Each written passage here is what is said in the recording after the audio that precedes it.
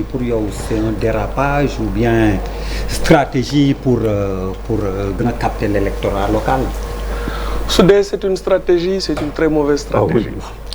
xam nga dafa am benn concept bu guinéen yi utiliser dem bu dugal ko ci science politique. mais un concept dangereux.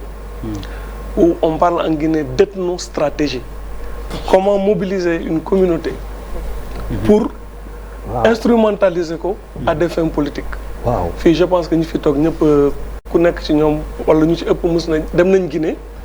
Et on sait déjà ce que cela coûte à la Guinée depuis l'indépendance jusqu'à présent. Comment certaines communautés se regardent en chien de faïence. Comment l'histoire de la Guinée est tourmentée. Moi qui ai eu la chance dem fa demaat fa et j'observe l'évolution de la Guinée de manière très très suivie am na loo xam ne su ma ko déggee fii ci réew mi ñu koy foowee daf may jaaxal et il faut faire très très attention ci yenn yi à ne pas gis nga la plus grosse richesse que nous avons dans ce pays ce sera pas le pétrole et le gaz c'est la cohésion nationale que nous avons ce qui nous distingue ci sous-région bi mooy que musuñu am guerre civile musuñu am guerre ethnique donc un discours boo xam ne day indi affaire xaajaloo ak affaire waaso c'est extrêmement dangereux. Moi je suis très à l'aise pour aborder ces problématiques-là. Quand le candidat Macky Sall en 2012 cherchait le pouvoir, lui-même a été victime d'une sorte de stigmatisation. Il y a des intellectuels, et pas des moindres, qui avaient fait un bricolage tellement compliqué, ñu ne attention, si Macky Sall arrive au pouvoir, on risque d'avoir une guerre civile avec la Mauritanie parce que c'est un Peul. J'avais écrit un texte à l'époque que j'avais intitulé Péril Peul, thèse, foutaise et antithèse. Parce que c'était extrêmement grave. On le stigmatisait avant même qu'il n'arrive au pouvoir. Une fois qu'il est arrivé au pouvoir, il y a une nomination qui a posé beaucoup de problèmes. Et nous, pour devancer, pour des histoires de positionnement militaire, on a spéculé sur comment on a renommé chef d'état-major. Il y a un nom qui est sorti, nous non, nous n'avons pas nommé Koko parce que Momo Koko nous avons beaucoup fait. Pour dire qu'il n'y a rien de nouveau sous le soleil. Que nous avons nommé Diou. Quand nous commençons à faire une nomination, il y a des gens qui se sont amusés, ils ont fait un tour sur les sites. Tour bu ñu cité, ñu ne oui, il a nommé encore un parent, etc., etc. Les gens ont sorti le concept Nedoko Bandou, qu'ils ont complètement dévié de son sens originel en pulaar, pour dire qu'on fouet sur les réseaux sociaux. Il y en a même qui ont écrit le concept de Nedoko banditisme, assimilé à toute une communauté. Il y a des journalistes qui ont des consonances. Si nous avons une affaire, nous avons une opinion pour un texte de technicisme. Donc cette construction-là, elle est là. Mais les gens jouent avec le feu. Il y en a qui se sont montrés plus subtils que ça. C'est du construit, c'est des gens qui veulent dresser les uns contre les autres. Moi, je suis à l'aise pour en parler parce que j'ai vu il y a 2 jours ou 3 jours, ça m'a fait une intervention pour me défendre ici en 2019 où je prenais la défense de Ousmane Sonko.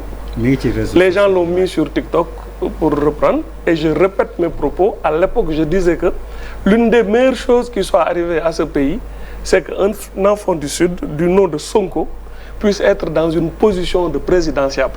Et que Sonko, la meilleure réponse qu'on a donnée à Salif Sadio, à César Atoute Badiat et à tous ces jeunes du lycée Djinabo, du collège Arfan Bessir, qui avaient quitté le collège d'Aldidjel les armes pour de mauvaises raisons. Parce qu'on les avait instrumentalisés, Gemlo Lenne Bokolen du Sénégal, et c'est ça qui nous vaut une rébellion dans le Sud, jusqu'à présent. Donc si Sonko Sougnoui est président, nous avons un engouement et qu'il soit présidentiable, mais c'est une lourde responsabilité pour lui aussi de ne pas céder parfois à ce que Charles a appelé un truc émotif ou de manque de contrôle. parce que une des plus belles images malgré l'adversité mooy que quand Sonko a été élu maire de Ziguinchor qu'est-ce qu'on a vu des forces de défense et de sécurité au garde-à-vous daal di ñëw ñu sargal ko 4 avril le jour où il va prester serment il sera le commandant en chef de tout le monde et donc quand on parle des forces de défense et de sécurité en disant qu'ils tirent à balles réelles en Casamance pour stigmatiser des gens c'est un discours dangereux il faut faire très attention balaa ngay wax loolu da nga koy documenter et donc documenter à la légère parce que la paix que nous avons en Casamance c'est une paix précaire les gens font là-bas un travail difficile pour qu'on ramène la paix il faut faire attention à certains genres de discours cela va tellement loin que gis nga un pays comme les États-Unis ils ont sorti un concept qui me semble très intéressant et que pays africains yi sax ñoo ko war a jël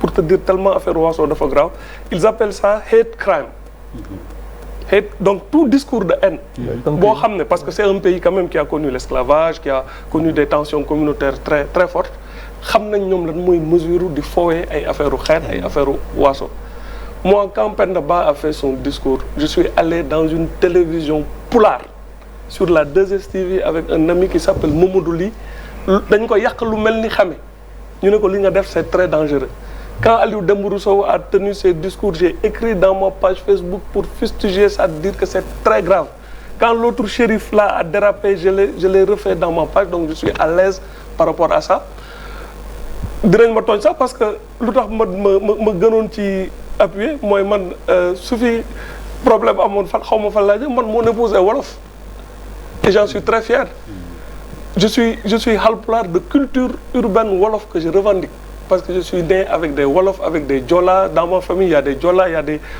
am naa ay doom yoo xam ne mulomblu lañ juddoo et tout dans ma famille pas man directement ma jur leen mais samay mag wala samay mbokk yu jege et je donne mon petit exemple mais c'est l'exemple quasiment de tous les Sénégalais fii amul Sénégalais boo xam ne amoo ko bokkal ci benn xeet wala ci beneen waaso jóge ci feneen c'est ce qui fait notre richesse il faut qu'on se calme de part et d'autre évidemment le pouvoir comme ñoom ñoo yore leng yi on s'attend toujours à ce que ku ñu dénk yow yaa war a gën a jël sens de responsabilité ak retenue mais ñuy wut réew aussi wala ñu jege nekk ci buntu réew waruñu def naka su dul noonu wala war nañ xoolaat seen toogaay ba qu'on protège ce pays-là et que le prochain président soit Bassari Joola Séeréer ou quelque fu mu munti jógee na fekk na koo xam ne moo gën ci réew mi